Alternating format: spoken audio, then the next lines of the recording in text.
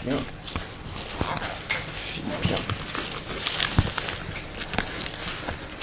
On va lire dans Philippiens. C'est un encouragement que Paul écrit aux Philippiens, chapitre 1, versets 27 à 30. 27 à 30.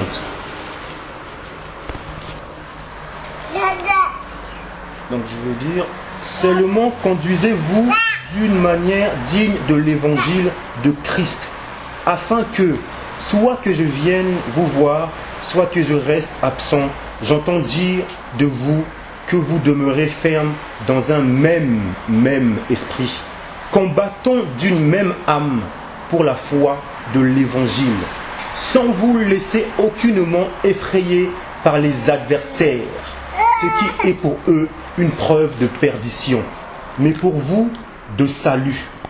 Et cela de la part de Dieu, car il vous a été fait la grâce par rapport à Christ.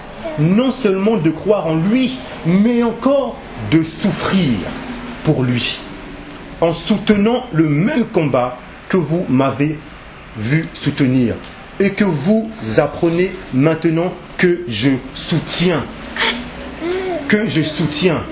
Paul, on voit qu'il parle là des souffrances de Christ qui arrivent à ceux qui tiennent d'un commun accord, dans l'unité, les adversaires, l'ennemi, ceux qui cherchent la vérité, ceux qui ont l'amour de la vérité.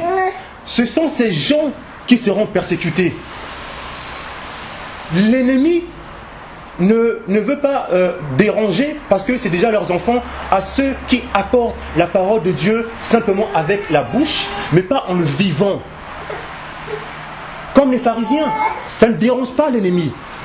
Mais ceux qui cherchent la vérité, ceux qui sont d'un commun accord, qui cherchent la communion, l'unité, ceux qui cherchent la croix, ceux qui veulent s'unir aux communions des souffrances de Christ, voilà, les adversaires vont venir. Les liens autour, les amis d'avant, du vieil homme, la famille peut-être, l'endroit où Dieu m'a pris. Ma famille était dans une foi qui était outre celle de la foi en Christ. Ma famille, mes relations, mes amis, Dieu m'a pris de là pour me façonner, pour me briser. Donc il va falloir que je comprenne ces souffrances-là. Il va falloir qu'on comprenne la communion des souffrances de Christ. Parce que je suis un véritable enfant de Dieu. Si je ne connais pas cela, quand les adversaires vont venir, je vais commencer à pleurer. Je vais commencer à dire, Seigneur, tu m'as abandonné. Seigneur, pourquoi je veux te servir? Et voilà ce qui m'arrive, Seigneur. Que se passe-t-il? Je vais commencer à aller voir des personnes que Dieu ne me dit même pas d'aller voir, des prophètes, des pasteurs. Je veux retourner au système pour qu'on prie pour moi. Parce que je n'ai pas eu un véritable enseignement. Une base, comprendre l'esprit de gloire. Parce qu'on a chanté, on veut la victoire de Dieu. Cette croix, tout est accompli. On a parlé ici toujours. Voilà pourquoi c'est important de reprendre les passages sur le combat, garder la foi. Et cette foi, c'est la parole. Voilà pourquoi on a besoin dans la communion fraternelle d'avoir cette connaissance qui va nous rendre libres. Et cette connaissance va nous apprendre de demeurer dans les souffrances de Christ, nous chrétiens, nous qui aimons la vérité, mes frères. Amen. Je nous encourage d'être en communion, ces communions des souffrances de Christ. Amen. Et Paul y parle, il dit, mais encore de souffrir pour lui. Amen. En soutenant le même combat que vous m'avez vu soutenir. Et que vous apprenez maintenant que je soutiens. Paul lui soutenait ce travail parce que beaucoup étaient ennemis de la croix. Paul il est passé par là. Paul lui dit, mes frères, je soutiens ce combat. Allez-y, ensemble, on est ensemble. C'est vrai qu'il y a des épreuves où je suis. Seigneur, depuis que j'ai commencé à entendre ta vérité, Seigneur, depuis que je reçois tes merveilles, Seigneur, je commence à avoir des attaques dans ma vie. Mais le Seigneur te dit, ces attaques, il faut qu'ils viennent pour te briser. Parce parce que je veux que ma gloire se manifeste dans cette ville. Amen. Et où tu es, Amen. là où tu vas commencer à mettre les pieds, Dieu est en train de faire te façonner. Et ces gens qui sont autour de toi, Dieu va commencer à dresser une table devant tes adversaires. Amen. Plus tu as des géants devant toi, les souffrances de Christ sont là. Mais plus ces géants sont là, l'ennemi commence à être heureux. On a tué Jésus. Mais il ne savait pas cette sagesse de Dieu, la résurrection. Amen. Et ce que Dieu veut de nous aujourd'hui, c'est cette résurrection. Amen. Parce qu'on a chanté Dieu est vivant. Comment manifestons-nous cette vie en Christ? À travers notre témoignage. Amen. À travers le témoignage de la résurrection de Jésus-Christ. Il n'y a que là qu'on peut montrer aux musulmans, qu'on peut montrer à la ville, aux nations, aux gens que Dieu est vivant, mais pas en parole. Alors nous voulons la victoire dans cette ville. Alors ce qu'il va falloir, accepter les souffrances de Christ, être en communion aux souffrances de Christ, dire Seigneur Jésus-Christ, je t'aime, oui brise-moi, façonne-moi, même s'il faut que je pleure. Mais ce qui m'attire, ce qui attire le chrétien, c'est l'esprit de gloire. Amen. Parce que dans la souffrance, il y a l'esprit de gloire. Amen. Et ça c'est ma foi. Je commence à démontrer cela, même si on ne me comprend pas, mais parce que dans mon cœur, Dieu me met une paix, une joie. C'est une joie chrétienne. C'est pas la joie comme on voit la joie extérieure. La joie humaine, c'est une joie, par exemple, ce sont les fêtes. Il y a par exemple, quelle est la différence? Un exemple, un chrétien et un non-chrétien. Le non-chrétien, par exemple, je ne sais pas, a eu son diplôme, il est content. Le chrétien a eu son diplôme, il est content. C'est la joie, il n'y a pas de différence. Quelle est la différence de la joie que Dieu met aux chrétiens? Cette joie, elle est prouvée dans la souffrance. Amen. C'est là qu'on voit un véritable chrétien. Amen. C'est une joie du cœur. Amen. Une paix que le monde ne donne pas, comme a dit le frère. Cette paix qui est Jésus-Christ qui est dans le cœur. Voilà pourquoi le chrétien véritable sera persécuté. Parce qu'il suit le maître. Suivez-moi, suivez-moi. Je suis passé par là. Et j'ai vaincu. Dieu a vaincu. Amen. Dieu a vaincu à la croix. À la croix. Et nous, on dépose tout à la croix. Mais il faut que Dieu fasse un travail en nous chaque jour, mes frères. Amen. Chaque jour. Voilà pourquoi quand on est en communion, Paul parle en communion, l'unité. Sans vous laisser aucunement effrayer par les adversaires, ce qui est pour eux une preuve de perdition. Mais pour vous, de salut. Et cela de la part de Dieu, car il vous a été fait la grâce par rapport à Christ, non seulement de croire en lui, mais encore de souffrir pour lui et en soutenant le même combat que vous m'avez vu soutenir. Dieu est merveilleux. Le Seigneur nous a parlé la semaine dernière, quelques jours de cela passé, sur le combat. Ce n'est pas en vain, sur le combat. Et là, ce que j'insiste sur ces souffrances de Christ, frère. Ils vont venir parce qu'on aime la vérité. Et Dieu veut qu'on s'apprête. Qu'on s'apprête, mais je rends gloire au Seigneur parce que c'est une souffrance heureuse pour le chrétien. Amen. Une souffrance heureuse. Amen. Parce qu'il y a l'esprit de gloire qui est là. Amen. Oh mes frères, on voit les merveilles que Dieu est en train de faire. Même si ça nous brise, Dieu nous façonne, mais ce qui nous attire, c'est l'esprit de gloire. On voit les âmes sauvées, on voit les gens qui commencent à recevoir la parole de Dieu. Amen. Seigneur, oui, je me lâche. Seigneur, brise-moi. Seigneur, que ton règne descende. Amen. Que ta volonté soit faite. Amen. Oh, c'est merveilleux. Voilà pourquoi ensemble, mes frères, ayons la crainte de Dieu. Amen. Ayons la crainte de Dieu, que son règne descende. Ayons la crainte de Dieu. Prions ensemble. Fortifions-nous. Fortifions-nous. Si les souffrances viennent, il faut que ça vienne pour que Dieu manifeste sa gloire. Et Dieu nous ramène maintenant à la prière. Je vais juste clôturer par rapport à ça, cette prière, parce que quand Jésus-Christ passait à travers une foule, à travers une foule, on va le lire. Alors, esprit de vérité m'aide. On va.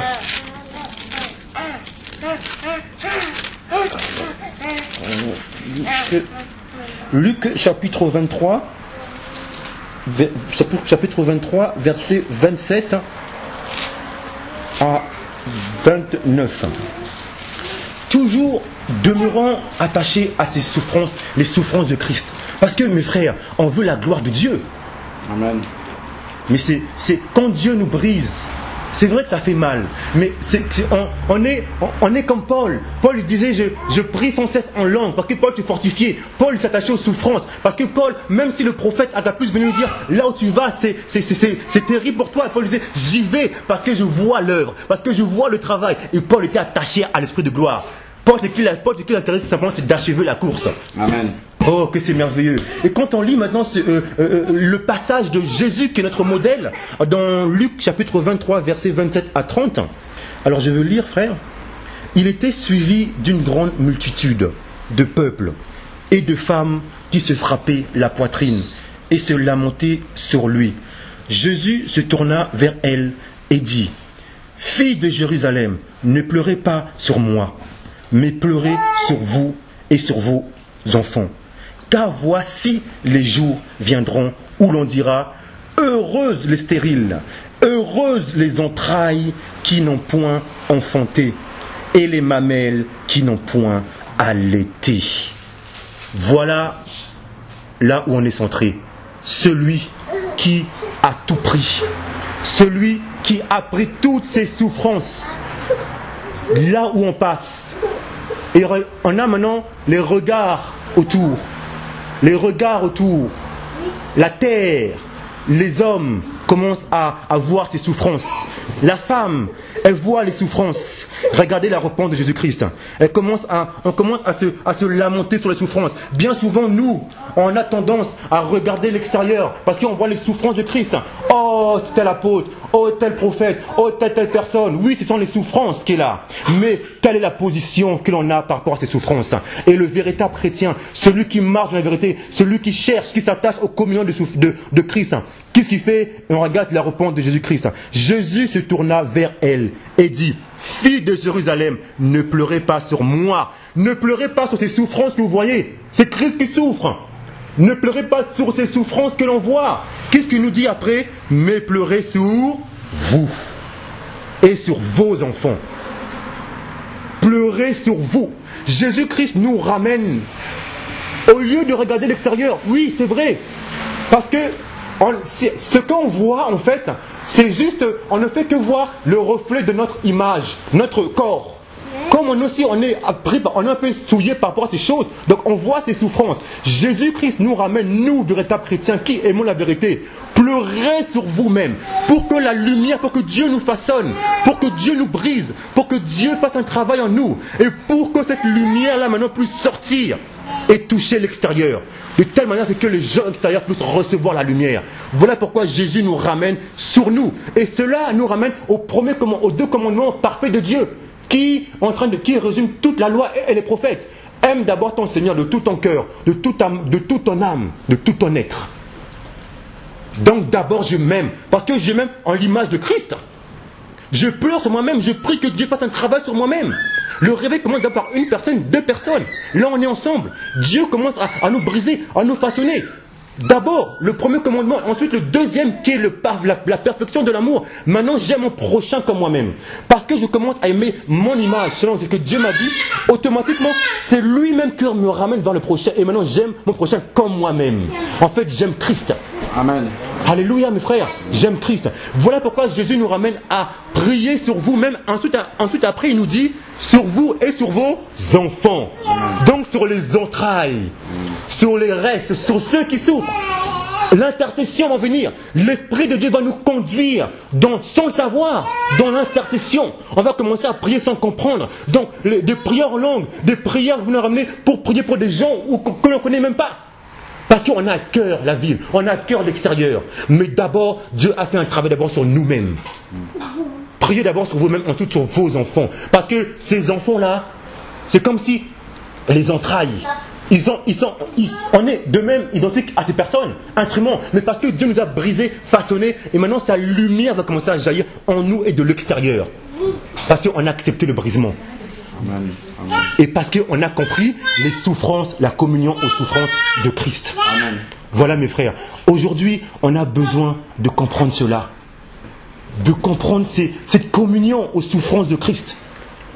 C'est ça un homme mature. Amen. C'est un homme mature, frère. Amen. Amen. Il y a 3 jours de cela, je dormais comme ça, je dormais à minuit comme ça. Je vois comme s'il y a en moi plein de choses commencent à venir. Et je commençais à voir la joie intérieure. Je dis au Seigneur merci, ça me permet de méditer, ça me permet de chanter. Parce que j'ai compris que ces choses sont là pour que sa gloire se manifeste. Amen. Amen. Ça c'est un homme mature. Maintenant c'est vrai, il y a des gens qui ont envie c'est les gens de lait, mais ces gens ont besoin de recevoir par des tutelles, par des personnes qui ont l'expérience, les anciens, pour recevoir la parole. Et pour ces personnes, plus de même comprendre que ces souffrances-là sont pour que leur bien, pour que Dieu puisse se manifester en eux. Pour que Dieu les façonne, pour que Dieu les brise. Le vieil homme, c'est un processus chaque jour. Une régénération de la parole vivante, à l'image de Christ. Plus je me regarde dans mon miroir, et plus je suis semblable à Christ. Et de là maintenant, je commence maintenant à marcher comme lui. Et Dieu maintenant, là où je marche, Dieu fait son travail. Alléluia frère. Amen. Vraiment je rends gloire au Seigneur. C'était juste un encouragement de s'unir aux communions, aux souffrances de Christ. Amen. Alors, vraiment que Dieu nous aide par rapport à cela. Hein. Priez pour vous-même, femmes, pour vous-même. Ensuite pour les enfants, pour vos enfants.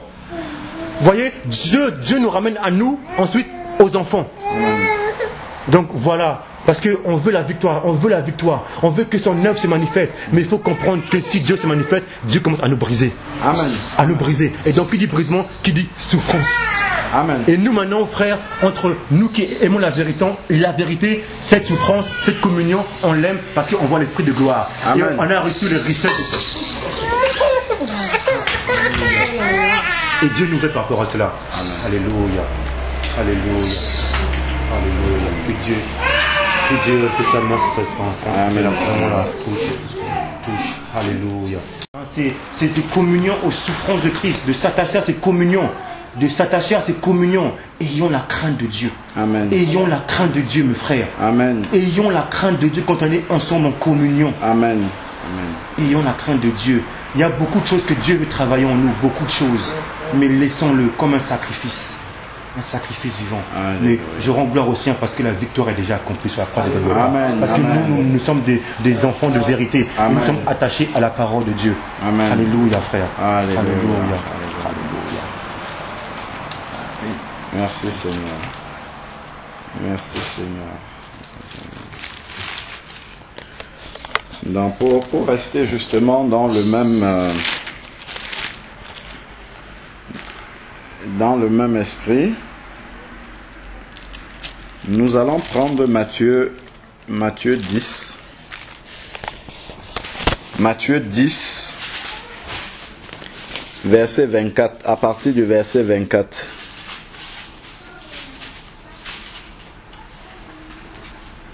Nous parlons toujours de la communion des souffrances de Christ.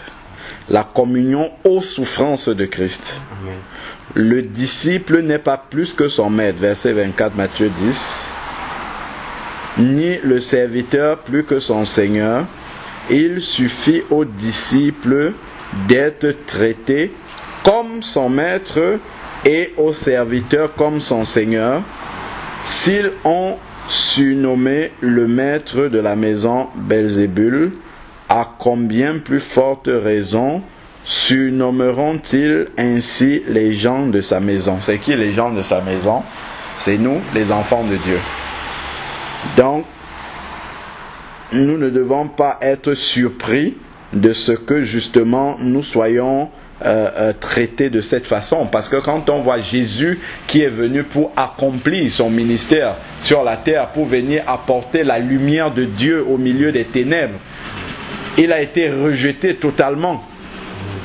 Déjà rejeté par son propre peuple, c'est les siens, comme il dit, je suis venu au milieu des siens et les siens ne m'ont pas reçu.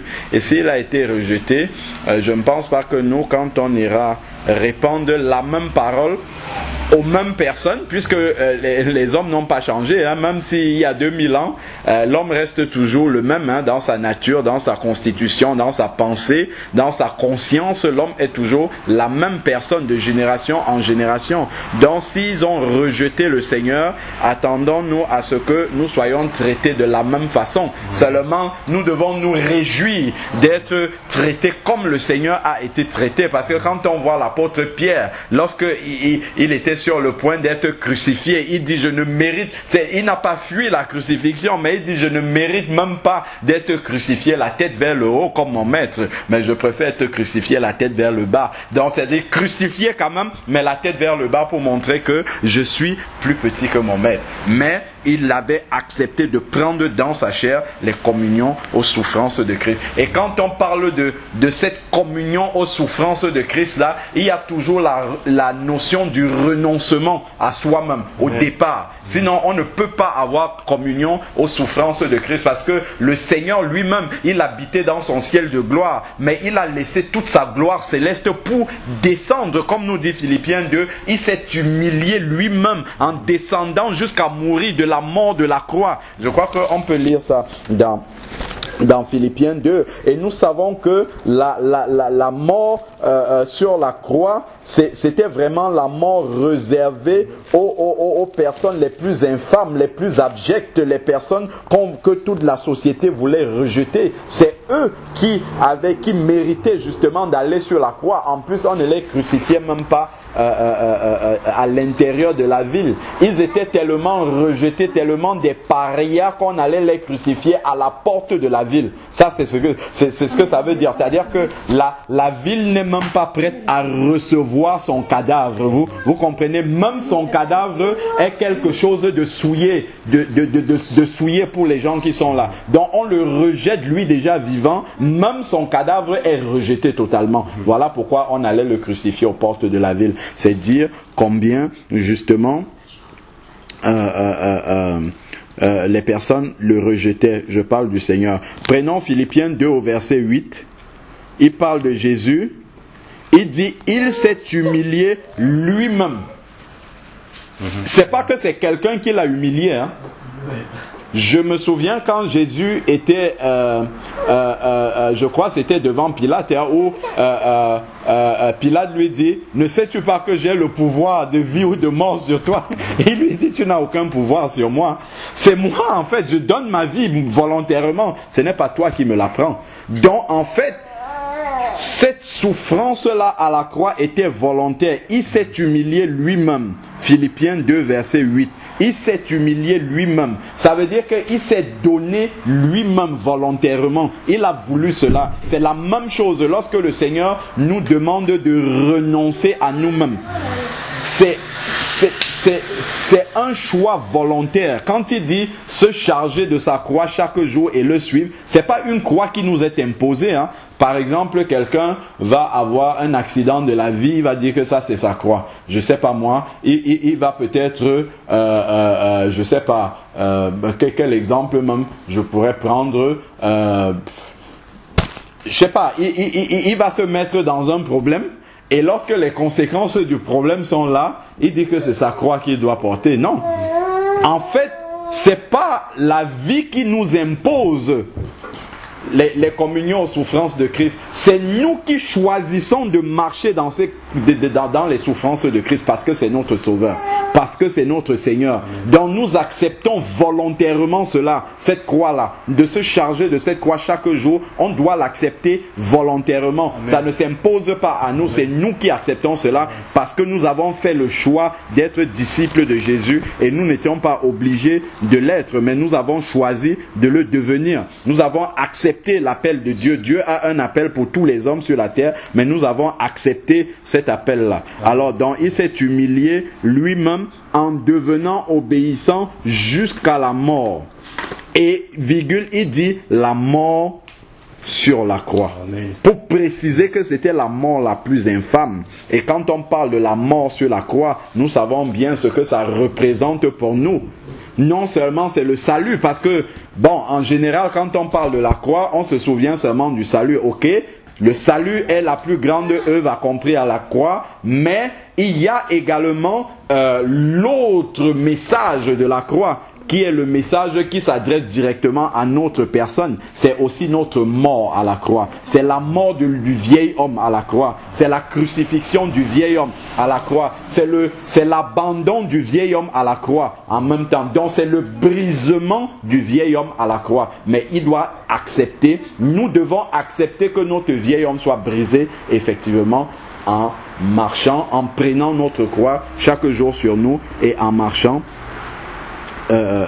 au travers d'elle. Et pour rejoindre ce que Marianne disait tout à l'heure, en fait, justement pour que le Seigneur sauve des âmes au travers de nous, il nous a sauvés au travers de la croix. Il faudrait que nous passions également par le même sacrifice. En fait, notre sacrifice ne sera jamais à la hauteur de celui du Seigneur, mais il faut que nous ayons communion, voilà, aux souffrances qu'il a eues à la croix pour pouvoir également que des âmes soient sauvées au travers de nous, mais toujours par le Seigneur Jésus. Verset 9, c'est pourquoi aussi Dieu l'a souverainement élevé. Vous voyez, donc il y a d'abord la souffrance de la croix avant l'élévation. Amen, amen, amen, amen. Sur la terre, nous devons porter notre croix, amen, et la couronne va se porter dans le ciel. Amen. On ne peut, amen, pas avoir la couronne et la croix, on ne peut pas avoir la couronne sur la terre, sans avoir eu la croix. Sur la terre, c'est la croix, et dans le ciel, c'est la couronne. Et il y en a qui ne veulent pas porter la croix sur la terre, mais ils attendent d'avoir la couronne au ciel. Non, pas du tout. Pas du tout. Ça ne marche pas comme ça. Il faut accepter volontairement de porter sa croix, dont l'élévation va venir après. C'est pourquoi. Donc, c'est parce qu'il est mort à la croix que Dieu l'a souverainement élevé. Donc, celui aussi qui accepte la communion aux souffrances de Christ, d'être rejeté pour le nom de Jésus, d'être insulté, d'être mis à part, d'être catalogué. Il faut accepter cela. Il faut même avoir la joie d'être rejeté pour le nom de Jésus. Parce que tu es chrétien, les gens commencent à te voir d'une certaine façon. Les gens parlent en mal de toi. Il faut te réjouir. Qu'on vienne te dire que celui-là il est comme ça maintenant, il ne nous fréquente plus, il ne nous fait... Gloire à Dieu. Amen. Amen. Seigneur, merci parce que tu m'as jugé digne de marcher dans tes souffrances. Parce que souvent beaucoup de chrétiens ont encore peur. Moi-même je suis passé par là au début. Nous avons encore peur. Notre chair a peur. Quand on voit des personnes qui nous ont connus dans le passé s'approcher de nous, nous avons peur d'affirmer que nous sommes chrétiens, de prendre notre position. Nous voulons toujours nous expliquer, alors que la raison c'est que nous sommes chrétiens. Voilà pourquoi nous ne faisons plus telle ou telle chose. Mais nous avons peur de prendre cette responsabilité-là devant les personnes qui nous ont connus. Non, il faut accepter que la chair meurt. Quand je suis devant cette personne, je ne fais plus ça. Avant je le faisais, je ne fais plus ça parce que je suis chrétien maintenant. Amen. Voilà, ma nouvelle identité c'est chrétien. Je suis né de nouveau et le Seigneur m'a donné le plus grand de tous les passeports. Mon passeport sur la terre, ça ne sert à rien du tout. Au-delà de la tombe, il ne vaut plus rien. Si la trompette sonne, ça ne vaut plus rien du tout, mon passeport terrestre. Mais le Seigneur m'a donné un nouveau passeport. C'est l'Esprit de Dieu qui me permet d'entrer dans le ciel de gloire. Voilà pourquoi maintenant, je dois marcher en affirmant cette identité-là de nouveau chrétien. Nous ne devons pas avoir peur d'affirmer, de dire aux gens que nous sommes chrétiens et de prendre ce que ça suppose d'être chrétien. Au contraire même, nous devons nous réjouir lorsque des gens disent des choses par rapport à nous. Parce que c'est à ce moment-là que même le Seigneur se réjouit. Je pense maintenant à Acte 7. Acte 7 au verset 54, je pense. Lorsque Étienne était en train d'être lapidé pour le nom du Seigneur, il lève les yeux et là il a vu Jésus dans sa gloire. Alléluia. Oh, là dans ce passage-là, il y a quelque chose d'extraordinaire. Extraordinaire. Prenons Acte 7.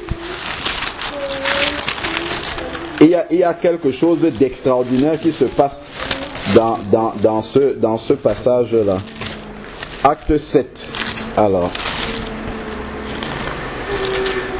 Acte 7, verset 54, je crois. Alors, voilà, c'est lors de la lapidation d'Étienne. Alors,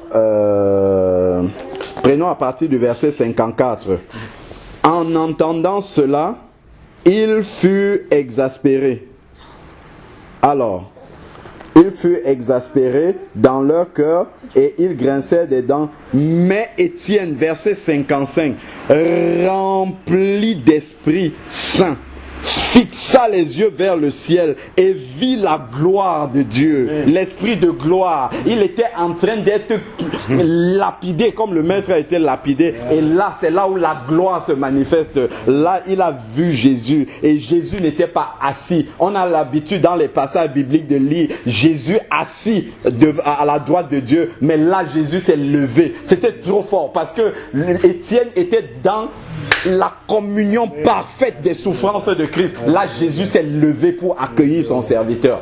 Parce qu'il était le serviteur de Jésus, en la personne d'Étienne, était en train de passer par le même chemin que Jésus. Et la preuve même, c'est que Étienne a tellement ressemblé à Jésus qu'il a dit, Père, pardonne-le. Oh là là. Oh là. On aurait dit un deuxième Jésus, en fait. Un deuxième Jésus. C'est pas pour rien que Jésus s'est levé pour accueillir son serviteur dans le ciel. Et il vit Jésus, verset 55, acte 7, verset 55, Jésus debout à la droite de Dieu. Et Étienne a parlé, il dit, voici, je vois les cieux ouverts et le Fils de l'homme debout à la droite de Dieu. Oh là là là là là là là là là là là là, c'est le summum, c'est ça l'esprit de gloire dont tu parlais. Lui, sa chair est au summum de la souffrance sur la terre, mais c'est à ce moment-là qu'il voit la gloire de Dieu manifestée. Mais parce qu'il avait accepté, quand on a dit qu'on allait le lapider, il aurait pu rejeter le Seigneur, il aurait pu renoncer au Seigneur, il aurait pu craindre que sa chair va souffrir, mais il n'a pas craint tout cela, et au contraire, il était fier d'être, c'est le premier martyr, le premier martyr qui passe exactement par le même chemin que Jésus, et ça doit être un exemple pour chacun d'entre nous. Prenons déjà de façon concrète chaque jour. Qu'est-ce que nous évitons dans notre vie? Chacun doit pouvoir examiner sa vie. Qu'est-ce que nous évitons chaque jour sur notre chemin pour ne pas être catalogué de chrétiens? Déjà ça seulement. Ça seulement, c'est une carapace que nous mettons pour éviter que notre chair souffre. Il faut déjà qu'on accepte ces souffrances-là. Qu'on accepte que les autres nous regardent avec un autre regard. Un regard de mépris, un regard de rejet, un regard de neuneux, un regard de personnes qui n'ont rien compris, un regard de personnes qui ne sont pas intelligentes, un regard de personnes qui sont simples d'esprit. Oui, le Seigneur a dit, heureux les débonnaires, car le royaume des cieux est à ceux-là. Ceux qui sont rejetés par le monde, ne soyons pas estimés selon les valeurs du monde, mais que quand les gens nous voient, qu'ils disent celui-là, vraiment, c'est parce que on a l'habitude de dire que les chrétiens ils croient parce qu'ils sont faibles. En fait, ils ne sont pas des hommes robustes pour affronter, ils ont besoin de s'accrocher à quelque chose. Acceptons, oui, j'accepte de m'accrocher parce que Jésus est ma vie. Point. Ça, nous devons pouvoir accepter ces souffrances-là. Ça commence déjà par là. Et ça, c'est le plus grand à mon sens, hein, parce que nous ne sommes pas encore dans les pays comme en Iran où on va venir nous trancher la tête parce que nous parlons de Jésus. Pour l'instant, nos souffrances sont très minimes. Ce sont des souffrances liées déjà au regard des autres qui sont autour de nous. Parce que dans notre façon de faire, dans notre façon de marcher, dans nos conversations, il y a des expressions qui renvoient au Seigneur que souvent on fait bien de ne pas dire pour qu'on ne nous affuble pas une image de chrétien. Laissons sortir cela. Ça déjà c'est du brisement. Parce que quand tu acceptes d'être considéré comme un chrétien, ça brise ton moi. Ton moi n'existe plus. Le moi meurt. Et c'est ce qu'on disait tout à l'heure. Il faudrait que le moi soit mort à la croix. On a chanté tout à l'heure que nous offrons, en fait, nous offrons nos vies, nous offrons notre louange, nous offrons beaucoup de choses, notre cœur au Seigneur. Mais offrons-lui notre moi. C'est la plus grande chose que le Seigneur demande de nous. C'est de lui offrir notre moi. Si nous lui posons notre moi sur l'autel, c'est bon. C'est à partir de là, le Seigneur peut travailler avec nous. Amen. Voilà pourquoi en fonction de chaque personne qui venait auprès du Seigneur, le Seigneur donnait une consigne particulière. L'homme riche, quand il est venu auprès du Seigneur, le Seigneur, il dit au Seigneur, j'ai déjà fait, j'ai pratiqué toute la loi depuis mon plus jeune âge, ainsi de suite. Bon, lui, il pensait qu'il était bon, qu'il méritait le royaume des cieux. Mais le Seigneur lui dit, il te manque une chose que tu n'as pas encore faite. va, vends tous tes biens, donne aux pauvres, viens et suis-moi. Parce qu'il savait que son moi était accroché à ses biens. C'est au travers de ses biens que son moi devait se briser. Parce que il s'estimait par rapport à ses biens. Et si on lui enlevait ses biens, son moi ne devait plus exister. Il ne devait plus être rien dans la vie. Et c'est ça que le Seigneur lui a demandé. C'est pour ça que le Seigneur dit souvent, là où est ton trésor, c'est là que ton cœur est attaché. Donc il faut que le Seigneur prenne ce trésor-là pour que justement ton cœur soit au Seigneur. Amen. Amen. Puisque si le Seigneur prend ce trésor-là, ton cœur étant accroché au trésor, si le Seigneur prend le trésor, en fait ton cœur n'est plus accroché à rien. Donc tu seras obligé de t'accrocher au Seigneur. C'est la seule chose qui va te rester. Amen. Donc c'est ça vraiment les communions aux souffrances de Christ. Déjà nous à notre niveau de façon contextuelle dans ce que nous vivons, n'allons pas chercher d'abord les grandes souffrances de mourir en martyr comme Étienne. Nous ne sommes pas encore en Afghanistan ou tout ça. Pour l'instant, c'est déjà d'accepter d'être traité comme un chrétien, tout simplement. D'être vu comme un chrétien. Que quand on arrive, on dit, ah oui, celui-là, il est encore venu, il ne fait pas ça, il ne fait pas... Oui, amen, je ne fais pas, je l'accepte avec joie. Il ne faut pas commencer à s'expliquer, parce qu'on a souvent tendance à vouloir s'expliquer, à vouloir dire non, c'est parce que si, ça, parce qu'on ne veut pas simplement assumer le fait que nous sommes chrétiens. À partir de ce moment-là, dès l'instant que nous avons accepté ce statut de chrétien, parce que on a souvent tendance, c'est beaucoup plus facile d'accepter, de reconnaître que nous sommes chrétiens au milieu des chrétiens, mais au milieu des non-chrétiens, ça devient beaucoup plus difficile. Tu es assis avec tes collègues, ils parlent de l'homosexualité, ainsi de suite. Tu dois prendre position, tu dois dire c'est une abomination, même si ça doit te coûter, je ne sais pas quoi, tu dois le dire, tu ne dois pas te taire, parce que des fois, tu écoutes des personnes, les personnes, ils se taisent, ils ne disent rien parce qu'ils ont peur. Tout le bureau, par exemple, est pour le mariage libre, comment ils appellent ça, le mariage pour tous. Tout le monde est en train de dire oui, enfin la liberté, ainsi de suite. Toi, tu es chrétien, si tu ne parles pas, ça veut dire que tu as honte de ton maître. Tu dois dire la vérité. Là, à ce moment-là, tu dois parler et ta chair va se briser parce que tu seras seul contre 1000. Mais si tu le fais par comment dire, par motif de conscience vis-à-vis de Christ, pour défendre ton identité de chrétien, à ce moment-là, l'esprit de gloire, comme tu as dit tout à l'heure, va se manifester sur toi, parce que Dieu va voir son fils qui veut le défendre là où il est, là où au milieu des ténèbres il n'y a aucune lumière, mais au milieu là, Dieu a mis une lumière. Mais si cette lumière-là ne brille pas, ça ne sert à rien. Comme le Seigneur a dit dans sa parole, si le sel ne donne plus, si le sel ne donne plus son goût, qu'est-ce qu'on va faire de ce sel-là? On le retire et on le jette. Si le Seigneur t'a mis quelque part pour être une lumière, pour pouvoir parler franchement à tes collègues, aux personnes qui sont autour de toi, qui ne connaissent pas Jésus, qui ont des conversations, qui sont loin de la parole de Dieu, tu as le devoir de leur dire ce que la parole de Dieu dit. Amen. Amen. Tu ne dois pas te taire, tu dois parler. Amen. Tu ne dois pas te taire parce que quand tu te tais, en fait, tu consens, tu participes à ce qu'ils sont en train de dire. S'ils disent quelque chose qui est contre la parole de Dieu, tu dois dire ce que la parole de Dieu dit. C'est pas dans un esprit de dispute ou de discussion. Tu vas dire ce que la parole de Dieu dit, point, et tu t'arrêtes. Mais au moins, ils auront entendu ce que la parole de Dieu dit. Ça, c'est le rôle qu'on a souvent. Parce que c'est le rôle qu'on a. Parce que souvent, on se retrouve dans des situations où on sait ce que Dieu dit. Mais comme nous sommes minoritaires, et on a peur d'être vu avec un regard. Parce qu'en général, c'est même pas en général, la parole de Dieu nous dit ce que Dieu dit, c'est à l'encontre de ce que le monde pense. Donc souvent, on va se retrouver dans des situations où nous sommes tout seuls à penser comme Dieu pense.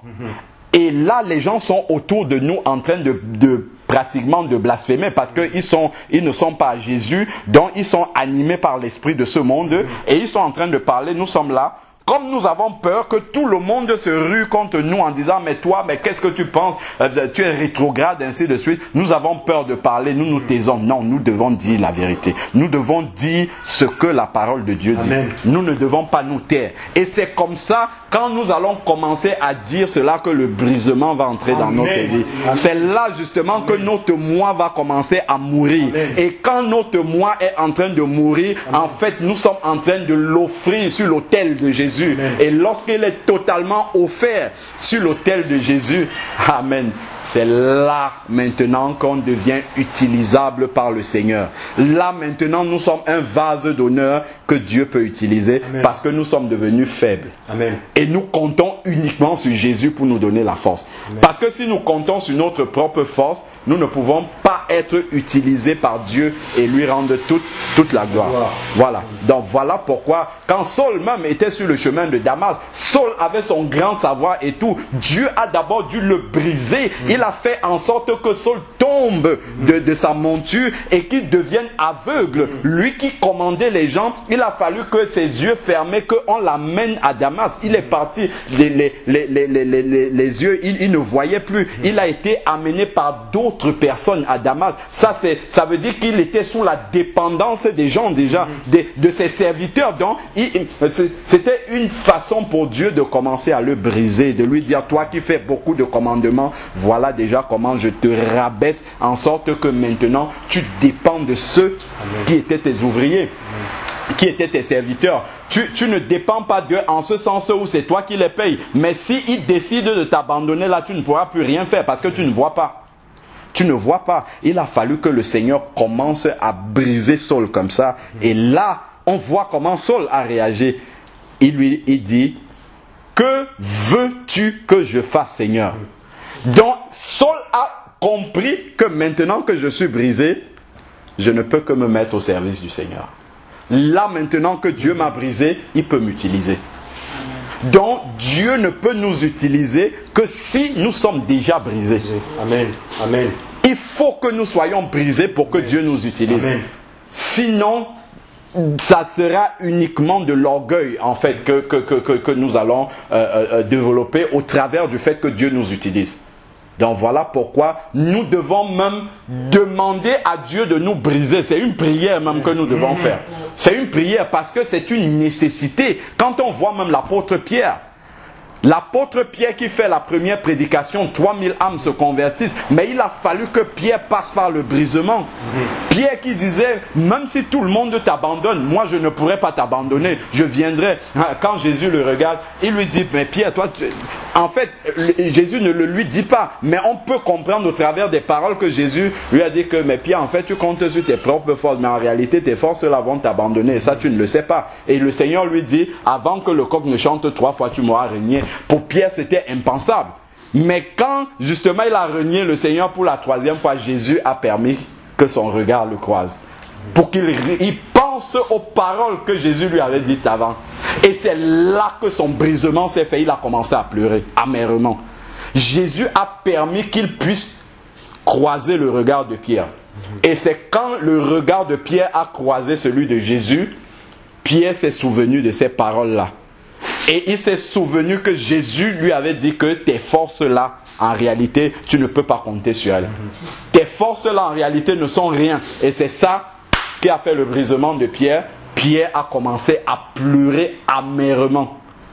Et là, maintenant, lorsque Jésus ressuscite, il dit je crois que c'est à Marie de Magdala, va dire à mes disciples, et il donne un message spécifique pour Pierre. Il dit, et à Pierre, là il commençait à restaurer Pierre. Et maintenant qu'il avait restauré Pierre, mais il est passé d'abord par le brisement. Et lorsqu'il restaure Pierre maintenant, à ce moment-là, Pierre peut être utilisé par Dieu. Là maintenant, il devient un instrument pour Dieu. Celui-là même qui a rejeté Jésus, c'est lui qui, devant les 3000, le jour, en tout cas devant tous ceux qui étaient là, le jour de la Pentecôte, il commence à dire, vous avez crucifié celui qui était le Messie. Amen. Vous avez renié celui qui était le Messie alors que c'est lui qui avait renié le premier. Mais Jésus l'avait totalement restauré. Mais avant de le restaurer, il est passé par le brisement d'abord. Donc c'est ça qui a provoqué la nouvelle naissance en fait de Pierre. Amen. Il a fallu que Pierre perde son moi, sa force qu'il avait avant sur laquelle il comptait. Il a fallu que le Seigneur brise cela pour que maintenant Pierre vienne se mettre devant les 5000 personnes. Il sait qu'il peut être lapidé, mais là il n'a plus peur. Parce qu'il est passé par le brisement. Et il est prêt maintenant à accepter les souffrances de Christ, la communion. Il dit, je vais vous prêcher Christ maintenant, même si le Sanhédrin était là pour entendre, même si on l'amène en prison. Mais quand on voit Pierre parler au Sanhédrin, on leur demande de ne plus prêcher en ce nom-là. Il dit, il vaut mieux obéir à Dieu qu'aux hommes. Amen. Il vaut mieux obéir à Dieu qu'aux hommes. Mais tu ne peux pas dire ça par toi-même, par la chair. Non, il faut d'abord que tu sois passé par le brisement. Amen. Que tu sois prêt maintenant à affronter ce qui vient. Que tu sois prêt à avoir communion aux souffrances de Christ. Et là, à ce moment, Dieu peut t'utiliser. Et d'ailleurs, si les premiers chrétiens ont bouleversé le monde entier, justement par l'évangile, c'est parce qu'ils avaient accepté le brisement. Ils avaient accepté la communion aux souffrances de Christ. C'est pour ça que Dieu pouvait les utiliser. Lorsqu'on disait, bon, maintenant, si vous prêchez encore en ce nom-là, il va vous arriver telle chose. Ils disent, tant pis, on va continuer à prêcher. Et ça, c'est extraordinaire quand on voit l'apôtre Paul. Et, je crois que c'est dans Acte 18.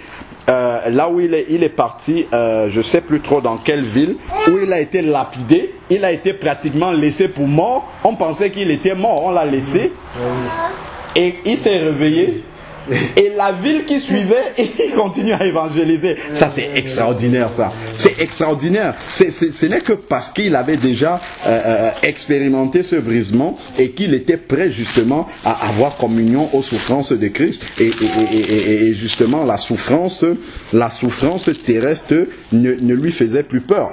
Il était prêt à passer par là. Amen. Que Dieu soit béni et que vraiment qu'on soit prêt à accepter cela. C'est à ce prix-là, justement, que nous pourrons devenir utilisables par Dieu, utilisés par Dieu, et justement avoir l'espérance de la gloire céleste. Ça passe d'abord par là, hein, et c'est quelque chose de vraiment concret, en fait, quoi. C'est quelque chose de concret pour nous.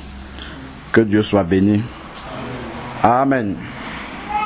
Amen. Amen. Amen. Je crois que Dieu nous a parlé là. Amen. Hein, moi, je veux là, on a reçu quelque chose de très précis quand le Seigneur disait, beaucoup d'entre nous, on a fait face à des situations où des gens autour de nous étaient contraires à la manière dont on vit, quoi, en tant que chrétien.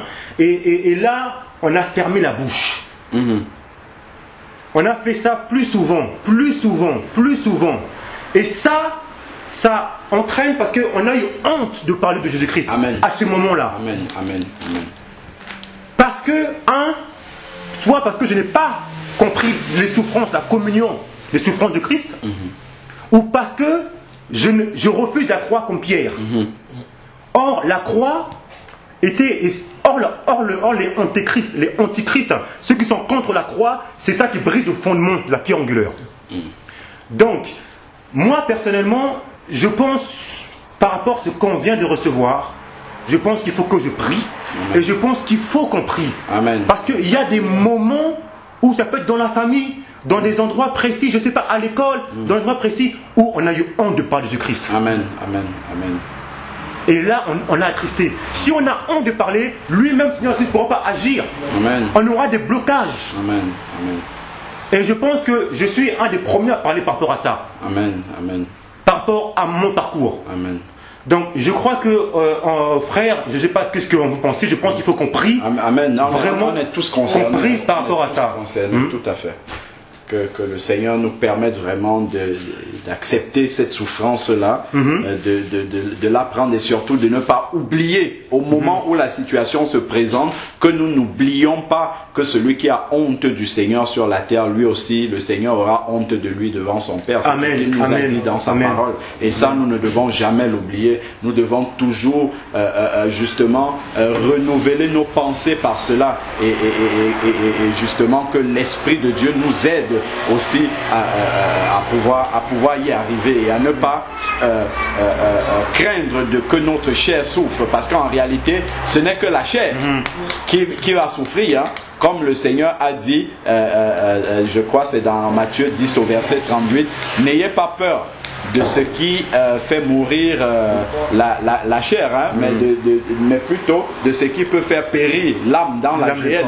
Voilà. Donc ce qui va faire souffrir notre chair, il ne faut pas qu'on ait peur, hein, que ce que les hommes vont dire de nous, tout ça, ça ne peut que toucher la chair, mais l'esprit à l'intérieur, l'âme doit rester sain. Mais à partir du moment où nous réunions Jésus, ça souille même l'âme à l'intérieur.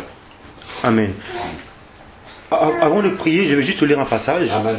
Pour encore nous fortifier, hein, par rapport à cette parole qu'on a reçue sur la communion des souffrances de Christ, hein, des passages de Paul, quand Paul écrivait les épîtres aux Corinthes par rapport à ses souffrances, dans 1 Corinthiens, chapitre 15,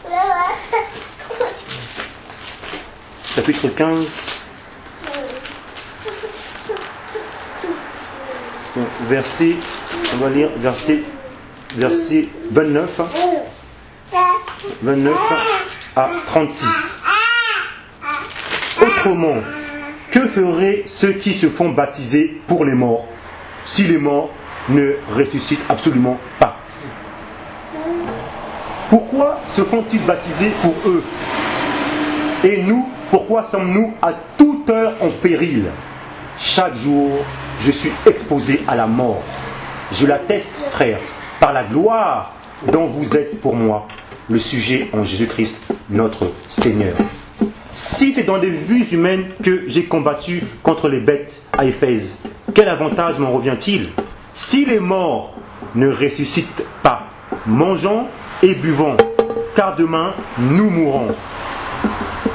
Ne vous y trompez pas, les mauvaises compagnies corrompent les bonnes mœurs. Amen. Amen. Revenez à vous-même comme il est convenable et ne péchez point, car quelques-uns ne connaissent pas Dieu. Je le dis de votre honte. Je vais continuer peut-être encore. Mais quelqu'un dira, comment les morts ressuscitent-ils? Et avec quel corps viennent-ils? Insensé. Ce que tu sèmes ne reprend point vie s'il ne meurt. Là, on voit Paul, il nous parle de cette souffrance, comme le dit le frère Patrick. Cette souffrance, c'est pour manifester la résurrection, Christ ressuscité. Amen. Amen. Comment toi qui es baptisé en Christ, parce que Paul nous dit, hein, autrement, que feraient ceux qui se font baptiser pour les morts? Tu rentres dans les baptêmes, tu meurs en Christ, donc maintenant la puissance de Dieu se manifeste en toi. Et la résurrection. Et beaucoup d'entre nous, comme on vient de dire, chaque jour on refuse ce baptême, le feu. Amen, amen, amen. Chaque jour on se fait baptiser, mais on refuse ce baptême. Et qu'est-ce que c'est que ce baptême? C'est là où je fais face aux adversaires. Je me lance et je dis ce que l'Esprit de Dieu me dit. Et là c'est le baptême, le feu que Jésus nous demande chaque jour. Parce que le baptême c'est une régénération chaque jour. Amen. Le bain à la régénération. Et se vivre ce baptême. Et là, Paul il nous dit, comment ce que tu sèmes ne reprend point vie s'il ne meurt. Je meurs en Christ, maintenant, comment manifester Dieu vivant? Comment ce que tu sèmes, le grain que tu as semé, quand tu sèmes dans la parole de Dieu, tout ce que tu fais, maintenant, tu meurs en Christ, maintenant c'est la puissance de Dieu qui va se manifester. Et ça, c'est la résurrection. Mais pour passer la résurrection, il faut passer par les souffrances de Christ. Amen. Amen. Et c'est le message de la résurrection qui manifeste la puissance de Dieu et les gens seront délivrés. Amen. Voilà. Je vais terminer juste par le passage de Pierre parce que Paul, le frère Patrick a parlé sur Pierre qui a eu cette expérience des souffrances. Et Pierre lui-même qui parle dans 1 Pierre, chapitre 4, versets 12 à 19. Je pense que ça va bien clôturer sur la souffrance. Amen. 1 Pierre chapitre 4, verset 12 à 19. Bien-aimés, ne soyez pas surpris comme d'une chose étrange qui vous arrive, de la fournaise qui est au milieu de vous. Au contraire, de la part que vous avez aux souffrances de Christ, afin que vous soyez aussi dans la joie Amen. et dans l'allégresse Amen. lorsque sa gloire apparaîtra. Alléluia. Si vous êtes outragés pour le nom de Christ, vous êtes heureux. Amen. Parce que l'Esprit de gloire, l'Esprit de Dieu repose sur vous. Il est blasphémé par eux, mais il est glorifié par vous. Amen. Que nul de vous, en effet, ne souffre comme meurtrier, ou voleur, ou malfaiteur, ou comme s'ingérant dans les affaires d'autrui. Mais si quelqu'un souffre comme chrétien, qui n'en est point honte. Amen. Et que plutôt il glorifie Dieu à cause de ce nom. Car c'est le moment où le jugement va commencer par la maison de Dieu. Amen. Or, si c'est par nous qu'il commence, quelle sera la fin de ceux qui n'obéissent pas à l'évangile de Dieu? Et si les justes se sauvent avec peine, que deviendront l'impie et le pécheur? Ainsi que ceux qui souffrent selon la volonté. Comme disait le frère, il ne faut pas se faire des martyrs, partir là-bas pour souffrir en Christ. Non, selon la volonté de Dieu, remettre leurs âmes au fidèle Créateur en faisant ce qui est bien. Amen. Amen. Amen. Amen. Que Dieu soit béni. Vraiment, moi-même, je priais parce qu'il y a des moments de ma vie